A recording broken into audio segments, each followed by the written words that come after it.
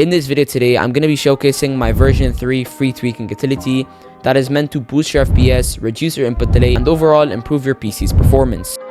With this new update, I've actually added Windows tweaks as well as some new CPU tweaks that are the perfect tweaks to boost your FPS and reduce your input delay. But before I go ahead and show you this free tweaking utility, I just wanted to tell you about my standard and premium tweaking utilities. These two applications are the perfect applications to fully optimize your PC, as my standard utility contains over 5,000 tweaks and my premium utility contains over 10,000 tweaks. So if you had any impact with the free version, then I'm certain that the premium or standard versions are going to help you out as well. So head over to TraizerTweaks.com if you're interested in our standard or premium utilities.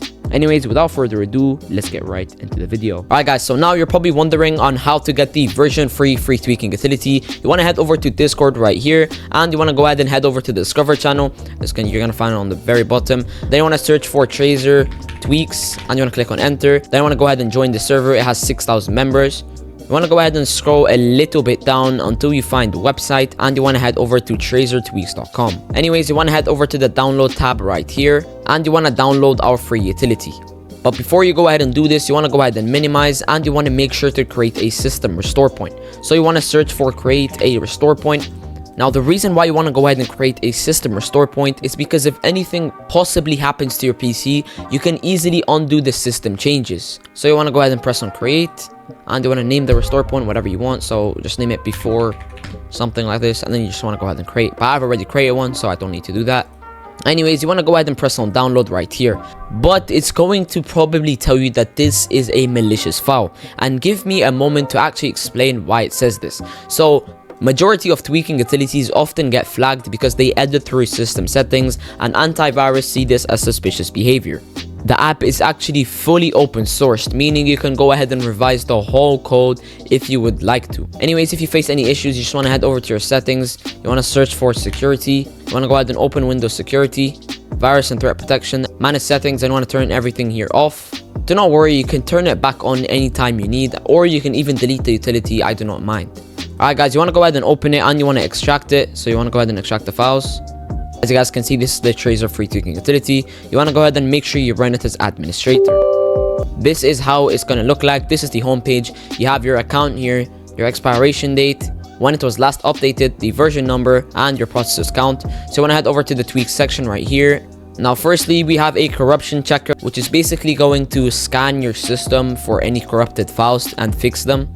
Alright, now before I go ahead and apply these tweaks, I just want to tell you guys that I'm not going to be applying these tweaks. Why? Because I've actually applied them before. Alright guys, so for the first tweak, we have admin permissions. This script is basically going to grant administrative permissions by disabling UAC prompts. So make sure that you have this turned on. Then you have a junk cleaner. This is basically going to delete your temporary files on your system. It is not going to remove any files that you need. So make sure that you have this turned on as well. Then you have auto MTU configuration. This is going to calculate the optimal MTU size for your network. In other words, it's going to improve your ping. Then you have the firewall disabler. Make sure that you have this turned on as well. Now, you might be wondering why you're not applying any of these tweaks. It's because I've already applied these tweaks before. You also have disable automatic driver updates. Make sure that you have this turned on. Then you have disable call ceiling time interval. This is basically going to minimize the number of times the CPU enters and exits the idle states, basically improving your CPU's performance. And obviously, CPU tweaks are very important, as Fortnite is a CPU based game.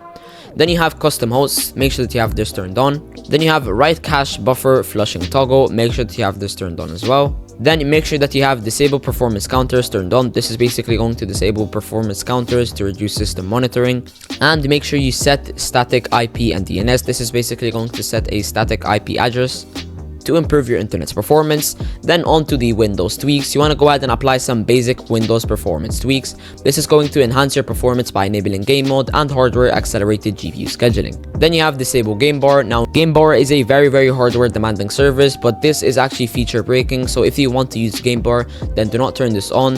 But if you do not really care about game bar, then just turn this on.